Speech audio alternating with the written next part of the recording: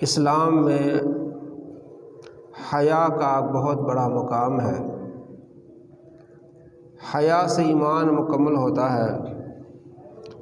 آپ صلی اللہ تعالیٰ علیہ وآلہ وسلم نے ارشاد فرمایا، جو بے حیا ہو جائے وہ جو چاہے کرے، جسے لحاظ نہیں، جسے خیال نہیں۔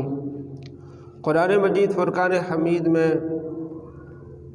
اس کے لیے سخت وعید ہے جو معاشرے میں بے حیائی کو پھیلاتا ہے، بری باتوں کو پھیلاتا ہے۔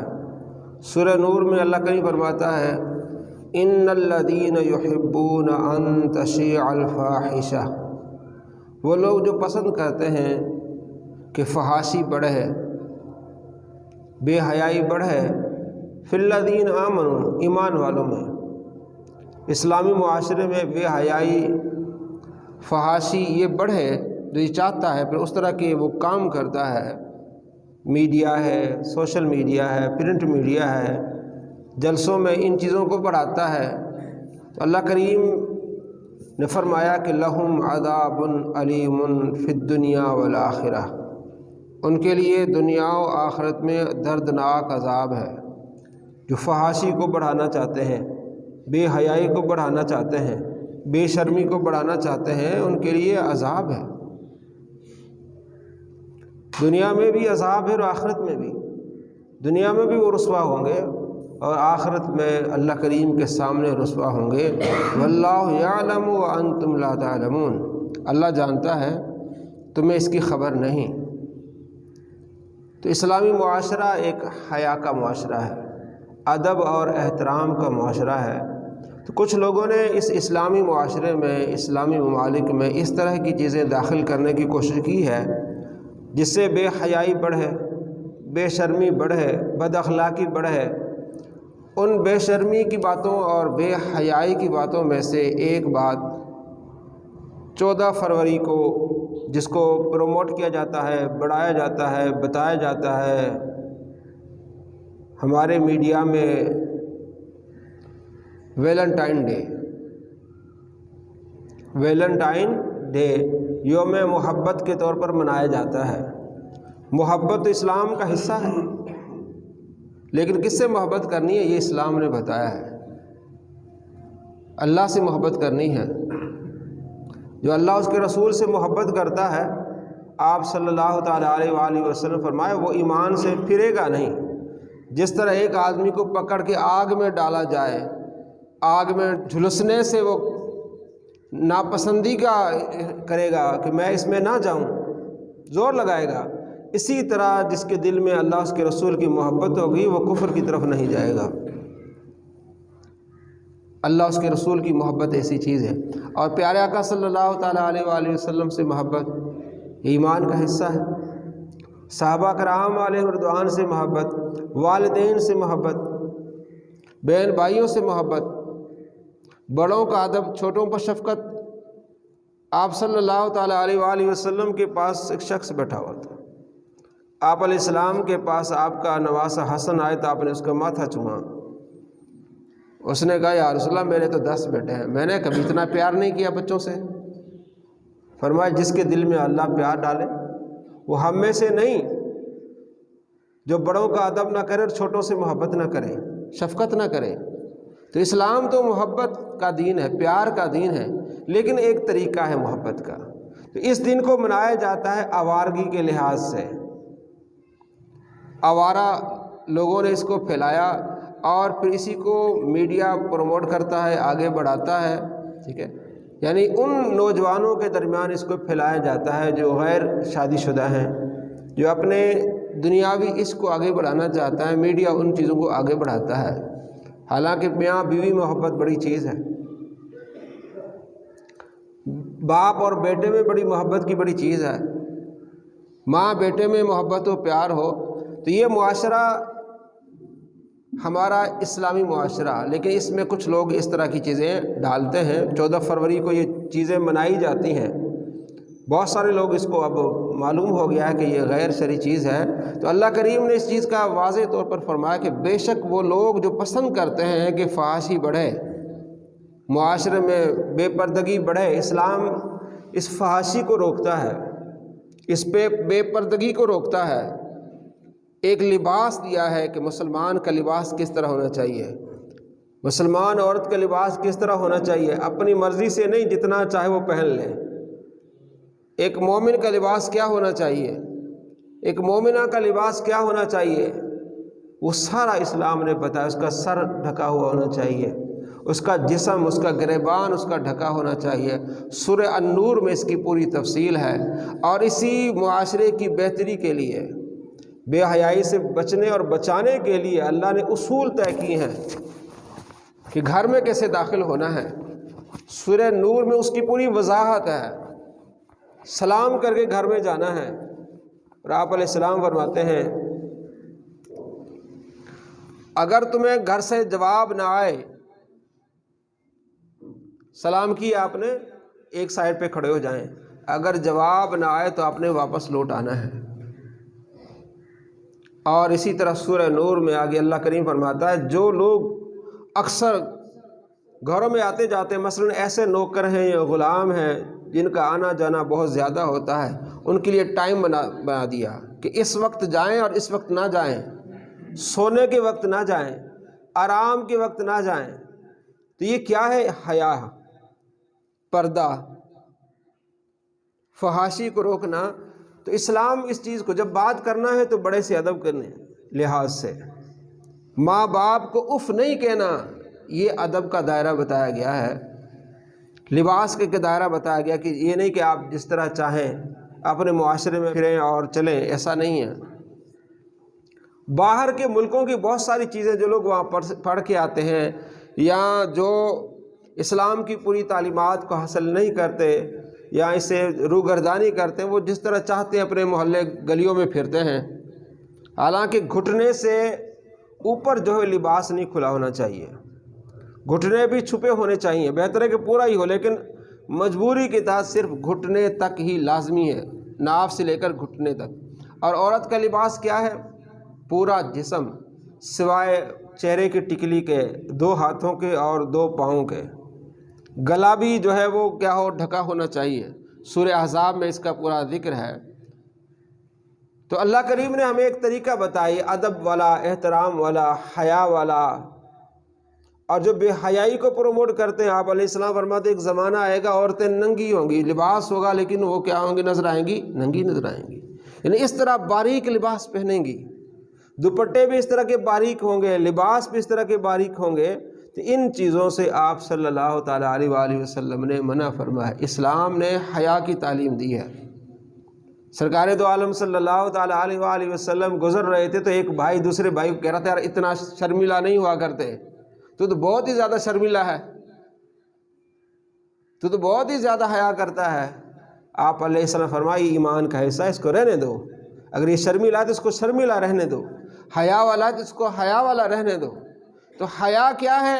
بری بات سے رکنا، بازاروں میں اونچی آواز نہ بولنا، بازاروں میں لڑائی جھگڑا نہ کرنا، گلی محلے میں لڑائی جھگڑا نہ کرو، سے یار محلے میں کیا لڑنا، کیا اونچی آواز سے بات کرنا، یہ کیا ہے؟ حیا سکھائی گئی ہے۔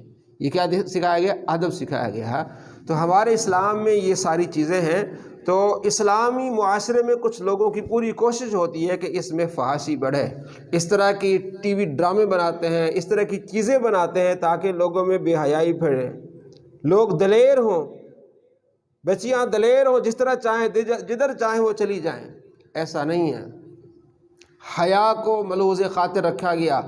آپ صلی اللہ تعالیٰ علیہ وآلہ وسلم فرمایا ایک ہماری یعنی معاشرے میں عورت اکیلے سفر نہ کرے، قریب والا سفر کر سکتی، لیکن جہاں 3 دن اور 3 راتوں کا سفر ہو وہ اکیلے سفر نہیں کرے گی۔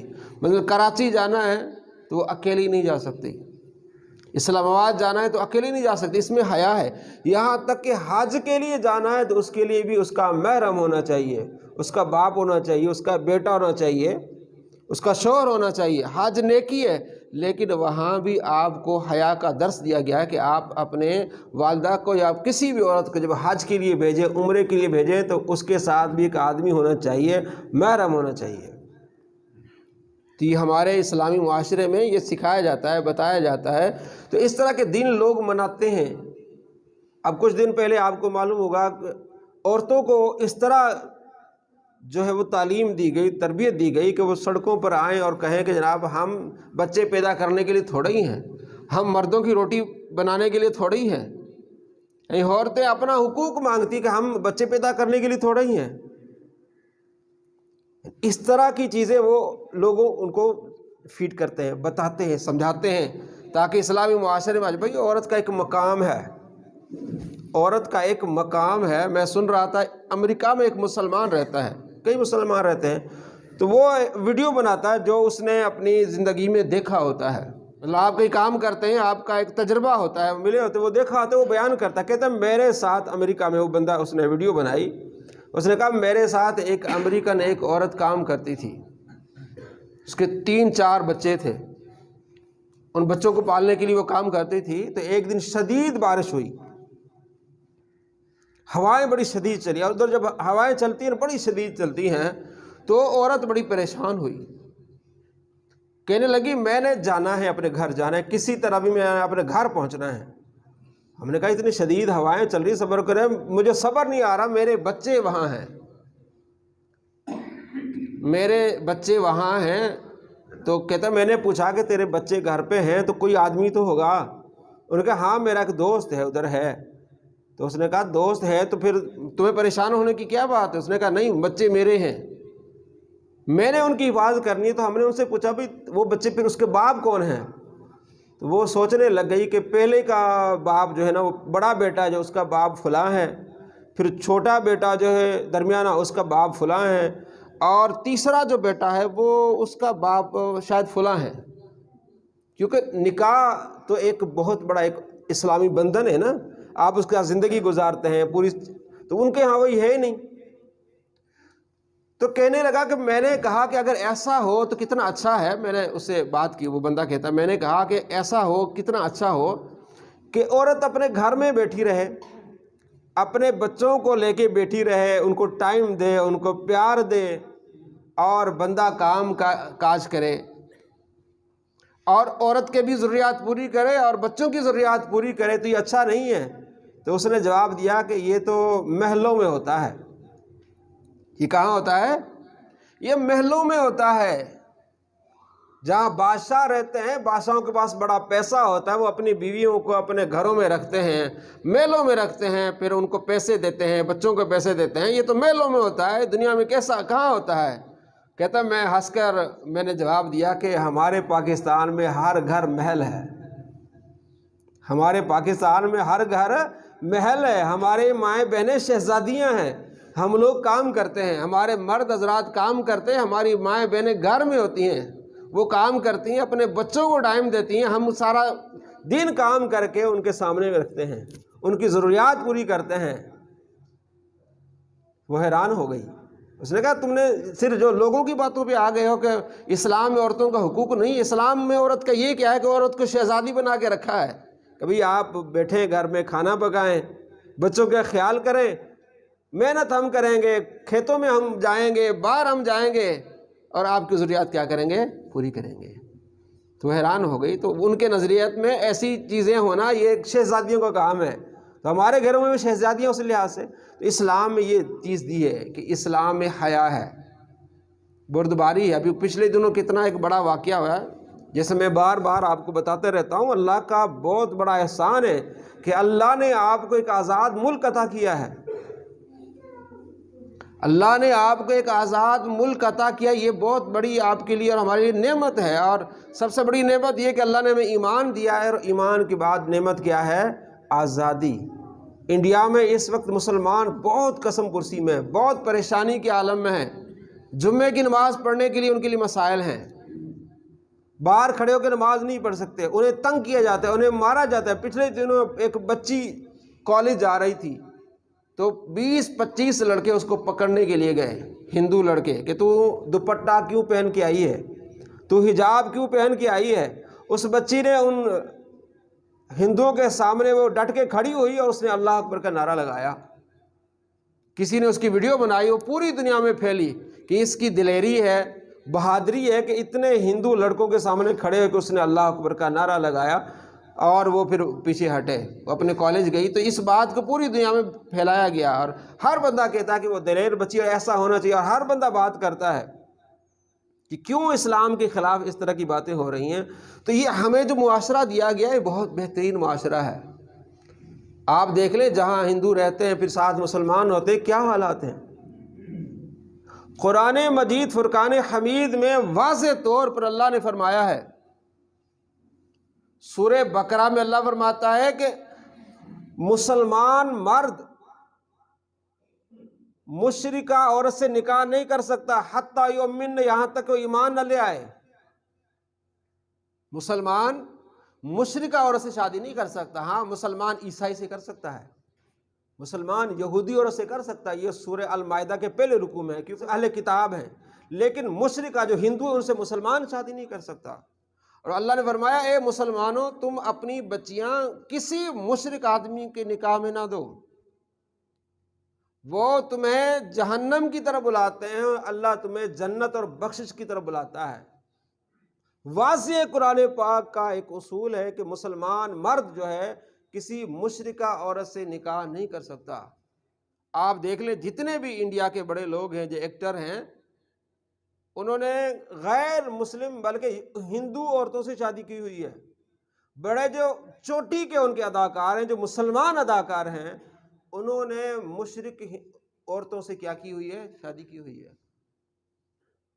اب یہ یعنی کہ اللہ نے آپ کو آزادی دی ہے تو آپ بڑا شکر منائیں، کیونکہ وہاں اس طرح کے حالات آگے انہیں اس چیز کا خیال ہی نہیں ہے۔ اب جس نے مشرکہ عورت سے شادی کی اس کا سونا، اس کا پینا، اس کا کھانا، اس کا اولاد، ہر چیز حرام ہے۔ اور واضح سورہ التوبہ میں اللہ کریم فرماتا ہے ما کان للنبی والذین آمنوا، نبی کے لیے مناسب نہیں ہے اور نہ ہی کسی مسلمان کے لیے مناسب ہے ان یستغفروا للمشرکین، کہ وہ مشرکوں کے لیے دعائے بخشش کرے۔ دنیا میں رہتے ہوئے ہم دعا کر سکتے ہیں کہ یا اللہ فلاں بندے کی ہدایت دیتے۔ آپ صلی اللہ تعالیٰ علیہ وآلہ وسلم نے دعا کی، ترمذی شریف میں حدیث ہے، یا اللہ ان دو بندوں میں سے کسی ایک کو ہدایت دے، اسلام میں تقویت آ جائے، ابو جہل یا عمر بن خطاب۔ تو اللہ نے عمر بن خطاب کو پسند کیا، وہ مسلمان ہوئے جن کی وجہ سے اسلام کو تقویت ملی۔ تو دنیا میں رہتے ہوئے کوئی ہندو ہے، کوئی مشرک ہے، اس کی ہدایت کی آپ دعا کر سکتے ہیں، اللہ اس کو ہدایت دے دے، اس کی ایمان والا بنا دے۔ لیکن جب وہ شخص فوت ہو جائے، ہندو فوت ہو جائے، تو اس کے لیے دعائے بخشش نہیں کی جا سکتی، کیونکہ وہ ایمان پہ نہیں مرا۔ کس پر مرا ہے؟ وہ کفر پہ مرا ہے، اس نے اپنا انتخاب کیا کفر پر۔ اللہ نے فرمایا مسلمان جو ہے وہ مشرک آدمی کے لیے دعائے بخشش نہیں کر سکتا۔ ابھی پچھلے دنوں انڈیا کی بہت بڑی گائک تھی لتا، وہ فوت ہو گئی، تو اس کے لیے مسلمان بھی وہاں گئے اور انہوں نے جا کے دعائیں کی، دعا کر کے پھونکا۔ او بھائی اللہ کے بندے، یعنی یہ کیا ہے؟ اتنے بڑے بڑے لوگ جا کے یہ کام کریں۔ ہاں آپ کھڑے رہیں، تعزیت کریں۔ ویسے بندہ جیسے کسی کے محلے میں عیسائی رہتے ہیں، فوت ہو گیا عیسائی، تو بندہ ان کے جا کے بیٹھ جاتا ہے چار، لیکن بیٹھ کے دعا نہیں کر سکتے آپ۔ پھر اعتراض ہوتا ہے جناب آپ نے جنت اور جہنم آپ نے اپنی بنائی ہوئی ہے، ٹھیک ہے جی، اتنے بڑے لوگ ہیں جو اتنا بڑا خرچ کرتے ہیں، انگریز ہیں سب سے زیادہ خیرات وہ کرتے ہیں، آپ اپنی مرضی سے جنت دیتے ہیں، اپنی مرضی سے۔ بھائی اللہ نے دی ہے۔ دیکھیں ایک آدمی کسی اسکول میں داخلہ ہی نہیں لیتا تو کیا اسکول والے اس کو سرٹیفکیٹ دیں گے؟ سرٹیفکیٹ تو اس کو ملے گا جو داخلہ لے گا، جو داخلہ لینا ہی نہیں چاہتا تو اس کو سرٹیفکیٹ کس چیز کا ملے گا؟ بھائی وہ اسلام میں آنے کا داخلہ نہیں لیتے، جو اسلام میں داخل ہوگا اس کی جنت ہے، جنت خدا کی ہے، اور جو خدا کو مانے گا اس کو ملے گی۔ وہ خدا کو نہیں مانتا، وہ خدا کو ہی نہیں مانتا تو آپ اس کو جنت کی سرٹیفکیٹ کیسے دیں گے؟ تو اس طرح کے سوال اٹھاتے۔ بھی وہ بھی تو مجھے اپنے گاؤں میں ہی ایک بندہ ملا، اپنے گاؤں میں، دیکھیں حیران ہوں میں، مجھے کہنے لگا کہ میں کسی محفل میں نہیں جاتا۔ میں نے کہا ٹھیک ہے نہیں جاتے، میں سب کو برابر سمجھتا ہوں، ٹھیک ہے۔ کہتا میری بیوی فوت ہو گئی، کہتا میری بیوی فوت ہو گئی تو ایک مولانا صاحب میرے دفتر میں آئے، دعا کرنے لگے یا اللہ تمام مسلمانوں کی بخشش فرما، ان کے درجات بلند فرما۔ جب دعا ختم کی تو میں نے کہا مولانا صاحب مسلمانوں کے لیے دعا کر دی تو نے، عیسائیوں کے لیے، یہودیوں کے لیے، ہندوؤں کے لیے دعا تو نے کیوں نہیں کی؟ تو مولانا صاحب جواب دینے لگے، کہتا نہیں، میں نے کہا میری سنو، سارے برابر ہیں۔ میں کہ یار میں تو حیران ہوں تیری سفید بالوں پر، یہ کہتے ہیں نا کہ سفید بال تو نے وہ اپنے دھوپ میں، تو یار تو سفید بالوں میں تمہیں کیا کہوں، یہ تمہاری باتیں تو بڑی خطرناک باتیں ہیں، اپنے ایمان کی حفاظت کر۔ ہندوؤں کے لیے دعائیں کرنی، اللہ نے تو نے قرآن، کہتا میں قرآن پڑھتا رہتا ہوں۔ میں نے کہا قرآن پڑھا، سورہ توبہ پڑھی ہے، سورہ احزاب پڑھی، اس میں کیا احکام ہے، اللہ کریم نے کیا فرمایا ہے۔ اور میں حیران ہوں ہمارے اس عدالتی نظام پر۔ پچھلے دنوں، پرسوں میرے حافظ صاحب آئے تھے، حافظ اللہ یار صاحب، انہوں نے مجھے بات بتائی، اور پچھلے دنوں مجھے بھی ایک جگہ جانا پڑا۔ ایک بندے نے اپنی بیوی کو ایک طلاق دے دی، ایک طلاق دے دی، 1 مہینہ گزر گیا، اس نے پھر دوسری طلاق دے دی، جسے ہم نوٹس کہتے ہیں، دوسرا نوٹس بھی طلاق بھیج دیا، 2 طلاقیں ہو گئیں۔ اس کے 1 مہینے کے بعد پھر تیسرا نوٹس بھیج دیا، 3 طلاقیں ہو گئیں۔ قرآن کا، حدیث کا، تمام مسلمان جتنے بھی مکاتب فکر، سب کا متفقہ فیصلہ ہے کہ اس طرح کوئی طلاق دے طلاق ہو جاتی ہے، اب رجوع کوئی نہیں ہے، اب واپسی کا راستہ کوئی نہیں ہے۔ جہاں مجھے لے جایا گیا، اس بچے نے تیسری مرتبہ طلاق دی، تو جب اس نے 2 طلاقیں دی تھی تو اس کو، اس کا سسر جو اس کو سمجھانے گیا تھا کہ بیٹا اب اس طرح نہ کرو، صلح کر لیتے ہیں، تو وہ نہیں مانا، پھر اس نے تیسرا نوٹس بھیج دیا۔ اب وہ تیسرے کے بعد کہتے ہیں کہ ہم صلح کرنی ہے۔ کیا تیسرے کے بعد صلح ہو سکتی ہے؟ قرآن مجید فرقان حمید میں سورہ البقرہ میں اللہ فرماتے ہیں الطلاق مرتان، طلاق صرف 2 مرتبہ ہے، فَإِمْسَاكُمْ بِمَعْرُوفٍ أَوْ تَسْرِيحٌ بِإِحْسَانٍ، آپ انہیں صلح صفائی کے ساتھ اس کو روک لیں یا آپ اس کو چھوڑ دیں۔ فَإِن طَلَّقَهَا فَلَا تَحِلُّ، اب اگر طلاق دے دی تو اب وہ عورت تمہاری حلال نہیں ہے، حلال نہیں ہے۔ اب 3 طلاقوں کے بعد وہ میرے پاس آئے، میں نے کہا قرآن کا فیصلہ ہے، پوری امت کا فیصلہ ہے کہ وہ اب رجوع نہیں ہوگا، اب صلح نہیں ہو سکتی۔ وہ عدالت گئے، عدالت کہتی ہے جناب اب 3 مہینے پورے نہیں ہوئے، صلح ہو سکتی ہے۔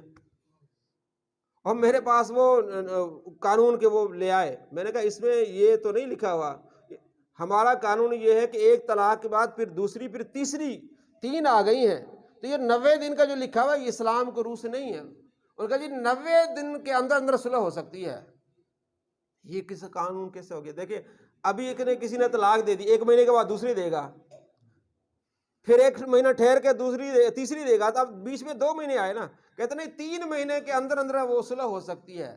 یہ کیسا؟ یہ تو کوئی قانون یہ کہ 1 مہینے کے بعد طلاق دی، پھر دوسرے مہینے کے بعد طلاق دی، پھر طلاق دی، تو اب کوئی صلح نہیں، قرآن کا فیصلہ ہے۔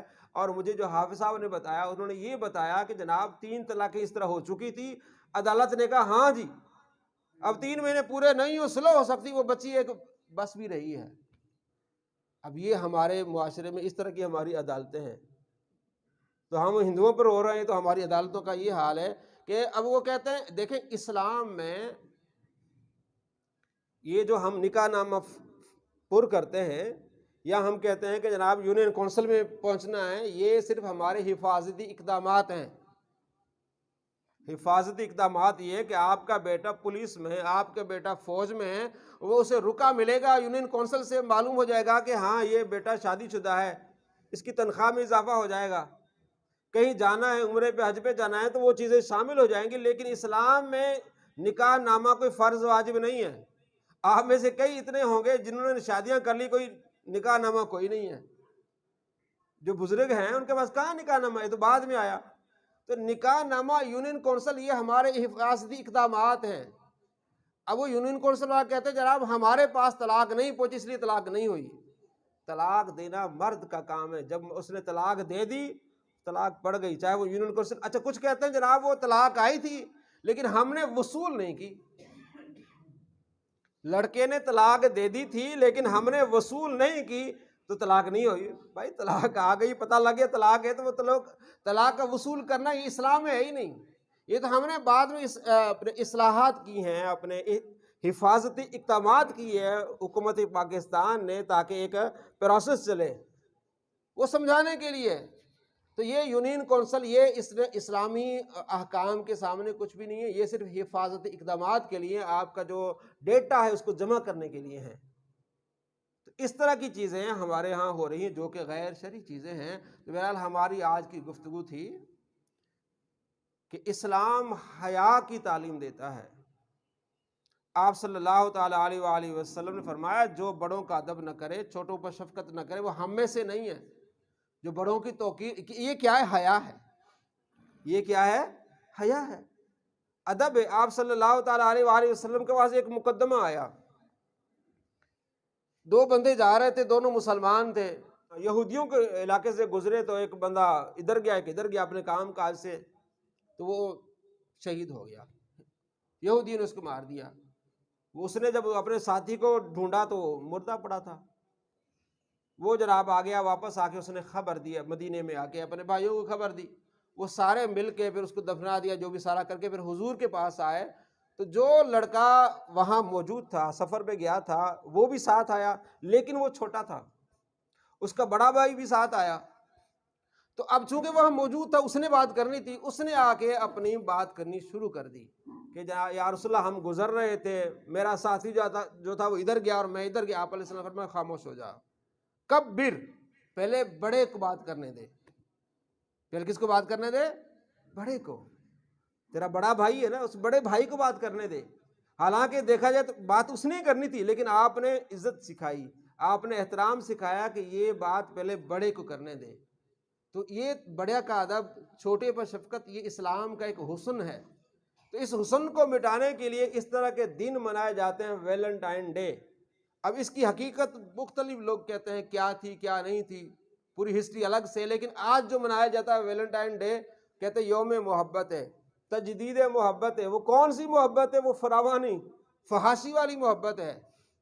اس کو ہم، اسلام ہمارا اس کو ایکسیپٹ نہیں کرتا۔ محبت کرنی ہے اپنے والدین سے کرو، محبت کرنی ہے اپنے بہن بھائیوں سے کرو، بہن بھائی سے محبت نہیں، چوتھے بندے کو سلام کرے کہ ہیلو ہائے کر کے جناب ہم آپ کے غلام ہیں، جو چاہے سرکار ہم حاضر ہیں۔